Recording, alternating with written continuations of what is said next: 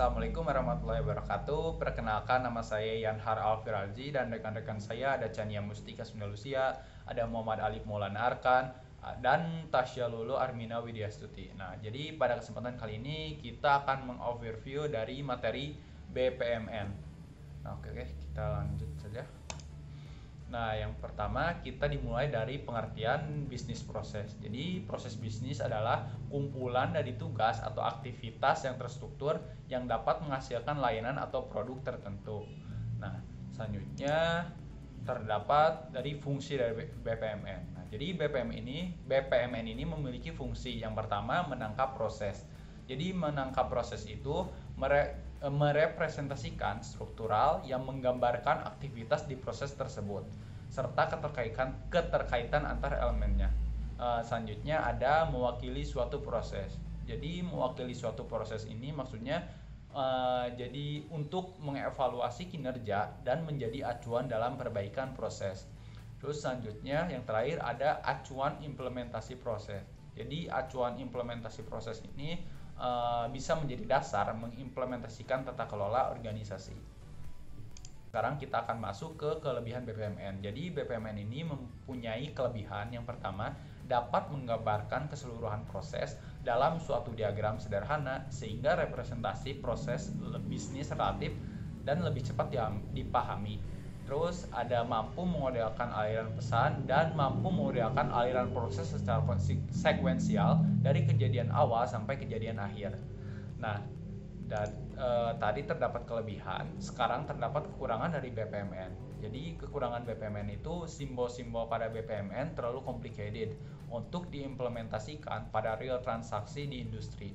Terus yang kedua ada BPMN tidak bisa menggambarkan hasil dari proses dan model resiko. Dan yang terakhir, BPMN ini tidak bisa menggambarkan konseptual modeling, bisnis logic, dan detail dari aktivitas. Selanjutnya akan dijelaskan oleh Ali. Selanjutnya saya akan menjelaskan mengenai bentuk-bentuk dari proses bisnis. Yang pertama adalah Petrinet. Petrinet merupakan salah satu notasi untuk memodelkan proses bisnis yang diciptakan oleh Carl Adam Johnson pada tahun 1962. Petrinet itu diawali oleh token. Nah, setelah token maka akan muncul transition lalu place. Saya akan menjelaskan mengenai flowchart. Next, flowchart adalah bagan dengan simbol tertentu yang menggambarkan urutan proses secara mendetail dan hubungannya atau instruksi dengan proses lainnya dalam suatu program. Flowchart sendiri sebenarnya tidak memiliki rumus atau patokan yang bersifat mutlak. Nah, itu berdasarkan dari arti dari flowchart sendiri yang artinya bagan alir. Nah, sebuah gambaran yang hasil pemikiran atau menganalisa sesuatu permasalahan. Selanjutnya saya akan menjelaskan mengenai BPMN next. Nah, BPMN atau Business Process Modeling Notation adalah representasi grafis untuk menentukan proses bisnis dalam suatu pemodelan proses bisnis. Nah, tujuan utamanya yang tentu saja menyediakan suatu notasi standar yang mudah dipahami semua pemangku kepentingan bisnis. Nah, jadi BPMN sendiri adalah proses yang banyak digunakan zaman sekarang karena sebuah gambarannya ini atau notasinya ini mudah sekali digunakan atau dimengerti oleh berbagai macam pemangku kepentingan bisnis. Selanjutnya, saya Tasya Lulu Armina akan membahas mengenai BPMN notation. Di sini simbol-simbol yang digunakan untuk menggambarkan proses bisnis yang saya akan jelaskan ada 3. Yang pertama ada pull and lane, yang kedua ada activity, yang ketiga ada flow. Di sini yang pertama ada pull and lane. Di gambar yang pertama di sini ada gambar pull dan di bagian putih di sini ada gambar lane. Di sini pull adalah sebuah tempat dari sebuah proses tunggal. Urutan arus tidak boleh melebihi batas-batas dari pool atau proses. Lalu lane di sini berfungsi untuk menentukan staf yang melaksanakan kegiatan tetapi tidak menetapkan kegiatan dan bertanggung jawab untuk banyak tugas. Selanjutnya ada notasi activity. Di sini terdapat notasi task dan subproses. Task sendiri adalah sebuah tempat perintah untuk sebuah proses. Lalu subproses sendiri adalah sebuah objek aktivitas yang di dalamnya terkandung aktivitas lain atau sebuah proses. Di sini terdapat macam-macam task dan juga macam-macam subproses. Lalu yang ketiga dari BPM annotation ada flow.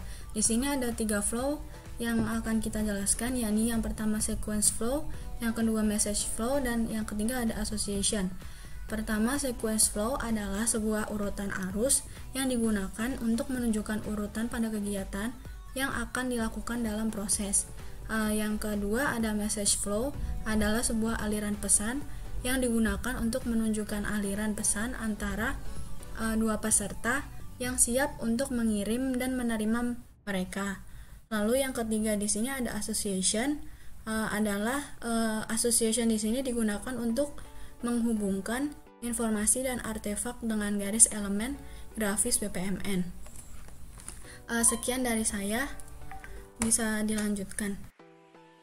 Notasi BPMN selanjutnya adalah gateway. Gateway diwakili oleh bentuk berlian dan biasa digunakan untuk mengontrol percabangan dan titik temu di sequential flow. Terdapat beberapa jenis gateway, tapi yang sering digunakan diantaranya adalah exclusive OR, yang mana hanya satu proses saja yang akan dijalankan.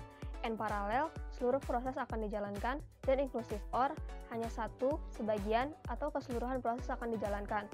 Percabangan merupakan pilihan proses yang akan dijalankan, di mana suatu proses pasti akan bertemu pada suatu titik temu. Notasi BPMN selanjutnya adalah event. Event direpresentasikan oleh lingkaran dan memiliki simbol di tengahnya. Merupakan gambaran dari peristiwa sesuatu yang terjadi selama proses berlangsung. Event mempengaruhi aliran proses dan biasanya memiliki pemicu atau trigger dan dampak atau result. Terdapat 3 jenis event berdasarkan bagaimana mereka mempengaruhi alur proses, yaitu start, intermediate, dan end. Dan notasi BPMN yang terakhir adalah data. Notasi data bertujuan untuk mengidentifikasikan elemen grafis yang spesifik secara visual. Contoh BPMN yang pertama adalah proses pengadaan pegawai dari PT Albiasa Nusa Karya.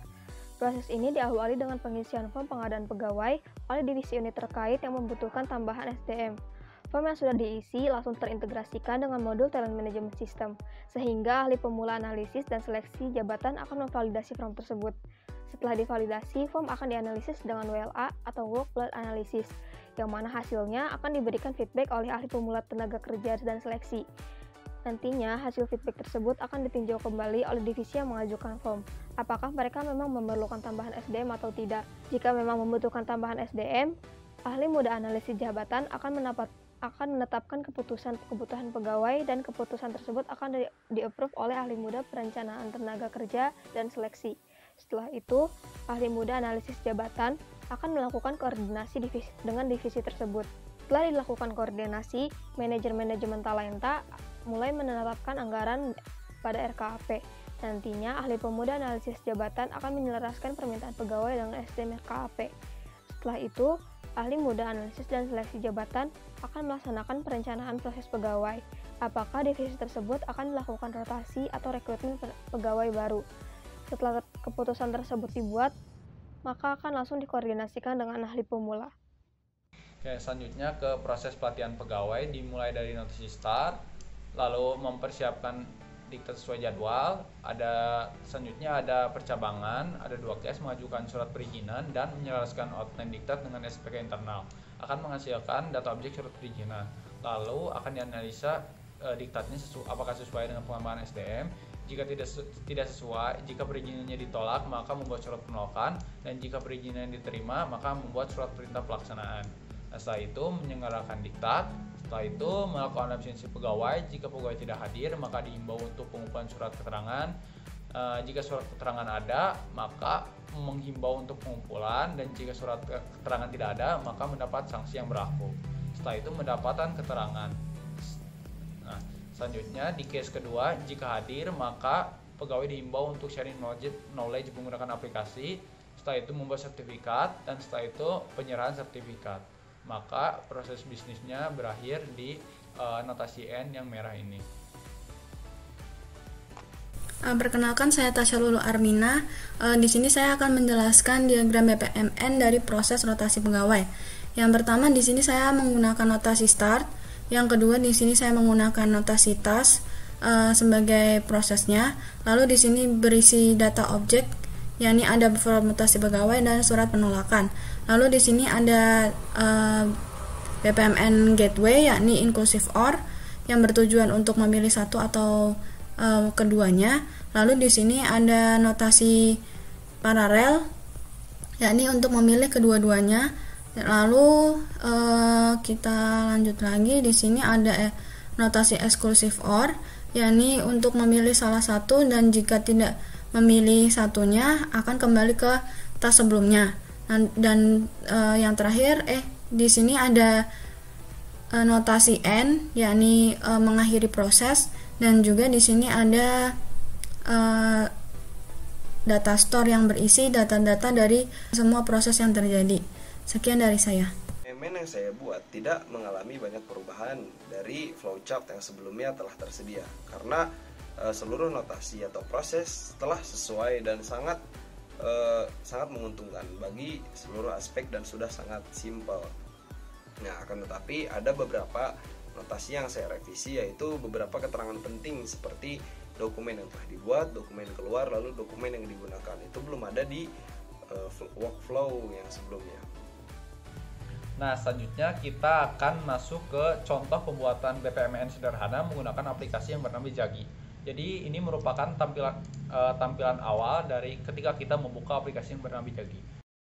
Yang pertama kita lakukan adalah melihat simbol-simbol terlebih dahulu dengan menggunakan mengarahkan kursor kepada yang bernama palette.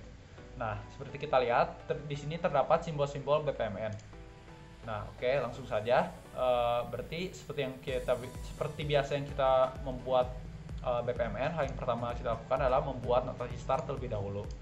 Oke, misalkan saya akan membuat proses bisnis sederhana, yaitu pengiriman barang. Berarti kita masuk ke prosesnya, yaitu misalkan pengiriman barang itu penyortiran barang terlebih dahulu. Oke, setelah penyortiran barang itu terdapat beberapa case atau saya tambahkan gateway. Nah, untuk memilih tipe gateway-nya kita klik kanan, terus kita pilih di sini. Nah, di sini sesuaikan dengan kebutuhan kalian. Nah, untuk kasus ini saya memilih inclusive gateway karena akan mengeksekusi salah satu yang akan dieksekusi.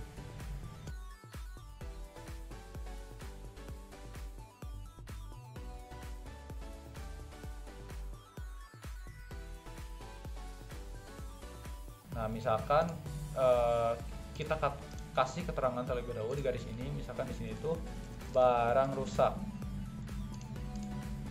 Nah, sedangkan yang ini tuh barang bagus, dalam artian masih layak. Kita pindahkan ininya. Oke.